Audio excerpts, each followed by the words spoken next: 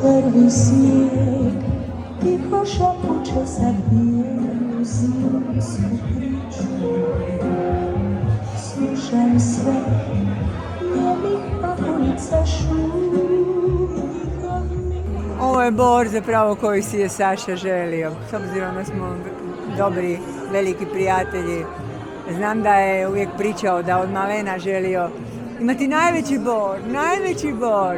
I evo, ja mislim da je ovo za sada najveći, predivan, ali moderan, pun genijalnih ideja i pun zapravo mašte. On je genijalac, tako da naprosto može sve napraviti. Izložba Prvi snijeg, inspirirana pjesmom Gabi Novak, Prvi snijeg, Ivica Krajač, Nikica Kalođera i instalacija od 10 metara svjetleći bor i okolo crteži koji okružuju čitavu izložbu. Meni je ovo osobno najljepša instalacija ovogodišnjeg adventa i evo, imamo vremena do 7. siječnja ko je u centru Zagreba da dođe i da uživa u ovoj romantici, nostalgiji i ljepoti. Dobrodošli.